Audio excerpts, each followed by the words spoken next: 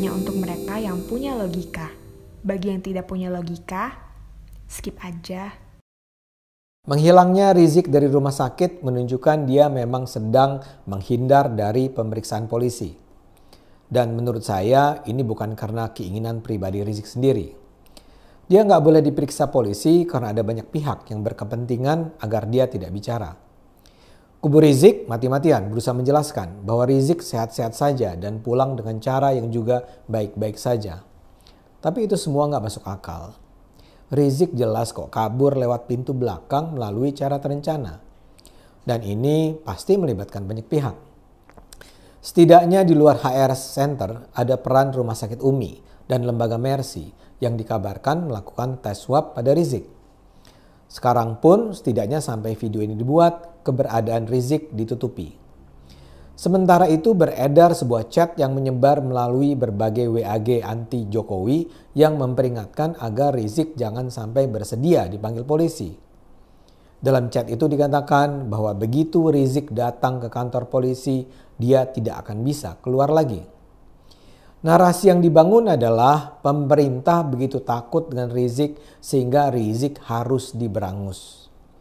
Jelas ada upaya untuk mencegah agar Rizik jangan sampai diperiksa. Rizik harus dirawat di Rumah Sakit Umi di Bogor dan seolah menjalani tes swab oleh sebuah lembaga yang sebenarnya nggak punya kapasitas untuk menjalankan pemeriksaan COVID karena Rizik harus selalu di bawah kendali mereka yang harus mengawal Rizik. Kalau tidak dirawat di Rumah Sakit Umi, dia nggak bisa leluasa bergerak dan menyelinap meninggalkan pengawasan polisi. Saya yakin yang mencoba menghalangi pemeriksaan Rizik bukan hanya Rizik dan kawan-kawannya. Saya duga Rizik harus dijaga jangan sampai diperiksa karena dia punya banyak rahasia yang mungkin sekali disebarkannya kalau dia merasa tidak lagi dilindungi di Indonesia. Pada awalnya ketika dia kabur 3 tahun yang lalu, saya membayangkan bahwa Rizik menghindar dari kasus Firza saja. Dalam kasus Firza, dia memang mungkin sekali tidak akan dikenakan hukuman pidana. Tapi kalau kasus ini sampai harus disidik secara hukum, isi chatnya dengan Firza secara tak terhindarkan harus diungkap secara terbuka. Dan itu akan menghancurkan kredibilitas dan legitimasinya sebagai imam besar umat Islam di Indonesia. Karena itu, dia harus lari ke luar negeri. Dengan cara itu, penyidikan tidak bisa dilanjutkan. Dan dengan cara itu pula, dia dengan mudah membantah setiap tuduhan tentang kebenaran chat mesum itu tanpa harus mempertanggungjawabkan pernyataannya di muka publik. Kalau polisi menyatakan ini chat sungguhan, bahkan misalnya dengan dukungan pendapat ahli, tuduhan itu tetap akan dimentahkan pendukung Rizik sebagai sekedar hoax yang dikarang rezim Jokowi yang anti-Islam. Rizik tentu berharap kasus Firza ini akan sirna dengan sendirinya sementara dia tetap tidak tersentuh oleh hukum karena ada di tempat pelarian. Tapi sekarang kayaknya kita harus menyingkirkan dugaan bahwa ini cuma soal kepengecutan Rizik bertemu polisi dan sekedar soal Firza. Nampaknya ini menyangkut ketakutan bukan cuma Rizik, tapi banyak orang dan banyak kelompok. Rizik adalah seseorang yang bisa membuka kotak Pandora yang di dalamnya ada begitu banyak rahasia menyangkut banyak kekuatan penting di Indonesia. Rizik tuh bisa dikategorikan sebagai semacam saksi mahkota atau justice collaborator atau whistleblower yang bisa bicara banyak tentang kejahatan-kejahatan lain di luar dirinya. Bila Rizik sampai berada di dalam genggaman kepolisian, dia bisa saja loh ditawari keringanan atau pemaafan, bahkan peniadaan tuntutan terhadap perkara-perkara yang menyangkut dirinya kalau dia mau bicara. Nggak perlu ada ancaman. Rizik hanya perlu diajak bicara baik-baik dan disodori, kalau menggunakan istilah dalam film The Godfather, tawaran yang tidak mungkin dia tolak. An offer that he cannot refuse. Demi kepentingan penegakan hukum yang lebih luas, penggunaan justice collaborator semacam ini adalah hal yang lumrah. Saya rasa ini yang sudah terjadi dengan Firza.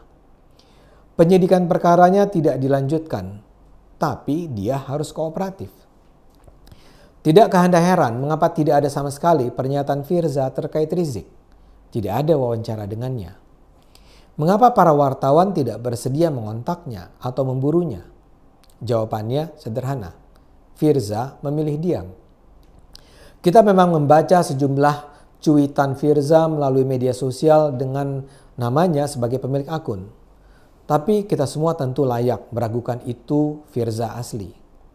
Akunnya digunakan orang lain, tapi atas dasar persetujuannya. Firza bungkam karena saya rasa dia sudah setuju untuk kooperatif. Dan Firza adalah kartu truf yang bisa digunakan setiap saat untuk menekan Rizik lebih jauh. Sekarang, bisakah Anda bayangkan bila posisi Firza diganti Rizik sendiri? Pada dasarnya kan ada serangkaian perkara hukum yang bisa membawa Rizik kembali ke penjara selama bertahun-tahun. Pertanyaannya, apa yang bisa ditawarkan Rizik agar dia tidak perlu menjalani proses yang memalukan itu? Jawabannya juga sederhana. Informasi. Seperti saya katakan, Rizik adalah sebuah kotak Pandora yang begitu dibuka, kalau pakai istilah Inggrisnya, all hell break loose. Segala macam rahasia akan bisa mengalir deras keluar dari mulutnya. Kalau ini cuma menyangkut reputasi pribadinya sih, ya nggak apa-apa. Tapi masalahnya Rizik ini sangat mungkin adalah sosok yang berjuang bukan karena keyakinan keagamaannya.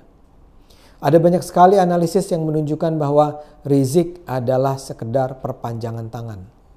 Jadi diduga di belakang Rizik ada jaringan kepentingan dengan modal raksasa yang menjadikan Rizik sebagai panglima perang yang mampu menggerakkan mungkin jutaan orang untuk tujuan politik.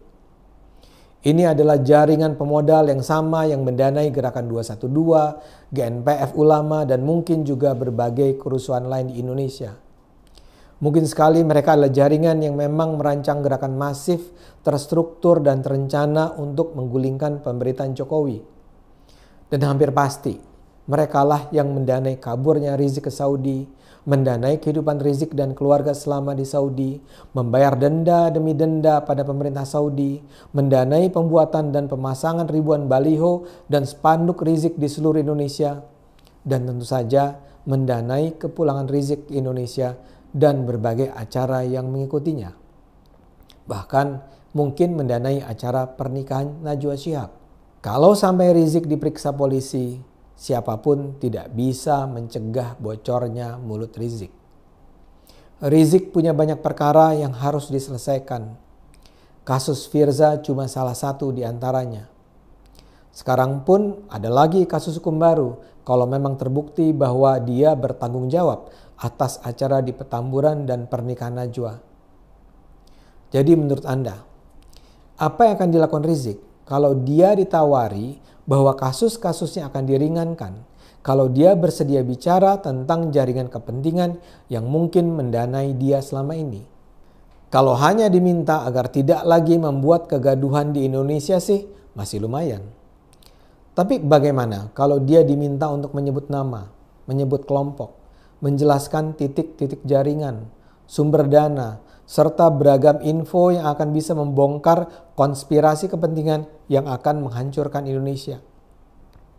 Karena itulah ada yang berkepentingan agar Rizik tidak sampai harus diperiksa polisi. Dan melihat kemungkinan dana yang mereka keluarkan selama ini, kita tahu ini pasti bukan kekuatan main-main.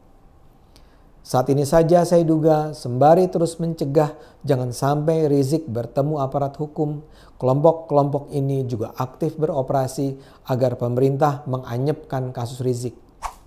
Mereka buying time, menunda-nunda terus, dan berusaha melakukan lobby-lobby.